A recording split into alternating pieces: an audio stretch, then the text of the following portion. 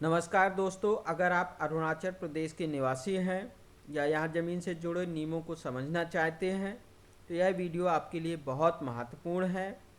अरुणाचल सरकार ने 2026 के लिए नए नियमों में ऐतिहासिक बदलाव किए हैं।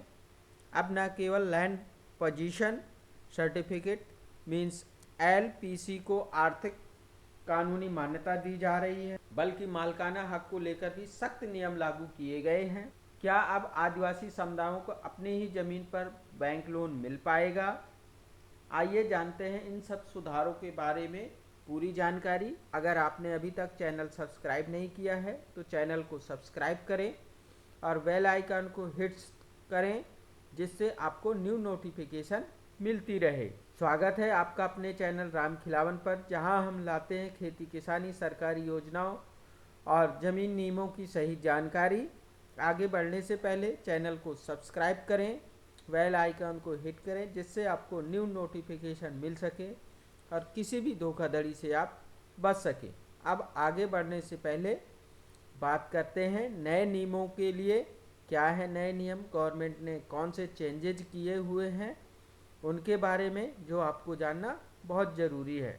पहला नियम है स्वदेशी जनजाति मीन्स एपीएसटी के लिए मालिकाना हक। आपको मालिकाना हक मिलेगा या नहीं, इससे रिगार्डिंग है सबसे बड़ी खबर। 2024 के संशोधन के बाद अब केवल अरुणाचल प्रदेश की स्वदेशी अनुसूचित जनजाति मीन्स एपीएसटी को ही जमीन का पूर्ण मालिकाना हक दिया जाएगा। सरकार ने स्पष्ट कर दिया है कि गैर आदिवासी मीन्स नॉन एसपी/एसटी भले ही दशकों से यहाँ रह रहे हों, उन्हें मालिकाना हक या एलपीसी नहीं दिया जाएगा। यह नियम राज्य की पहचान और संस्कृति को सुरक्षित रखने के लिए बनाया गया है, तो आप इसका पालन करें, जिससे आपको बेनिफिट होगा। अब देखते हैं नेक्स्ट नियम क्या है गवर्नमेंट का। नेक्स्ट नियम है एलपीसी का मालिकाना हक और परिवर्तन। उसमें कुछ परिवर्तन किया गया है जो आपको जानना बहुत ज़रूरी है। सालों से अरुणाचल में लोग केवल एलपीसी के आधार पर ज़मीन रखते थे, जिससे बैंक लोन लेना मुश्किल होता था।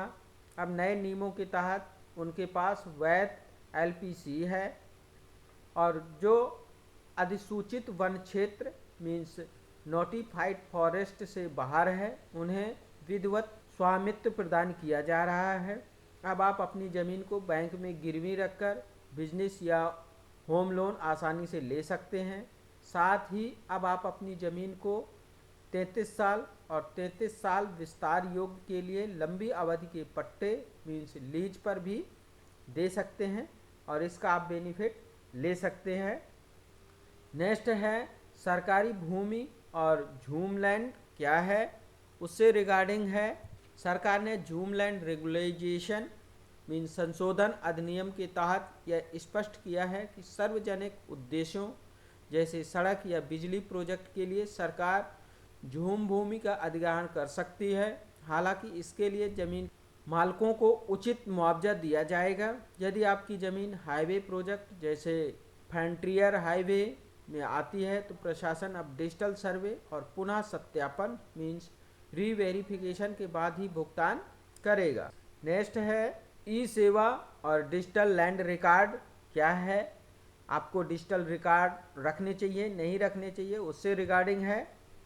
अब आप अपने टाइप सर्टिफिकेट और लैंड रिकॉर्ड के लिए ऑनलाइन आवेदन कर सकते हैं। सरकार ने प्रक्रिया को डिजिटल कर दिया है ताकि बिचौलियों को खत्म कर दिया जा सके।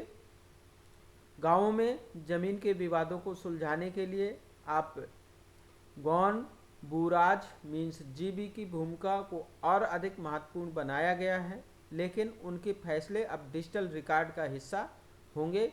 इसलिए आपको जो भी चीज़ चेक करनी है तो आप वेबसाइट से ही चेक करें और अपने सर्टिफिकेट देखें, जिससे किसी भी धोखाधड़ी से आप बच सकते हैं।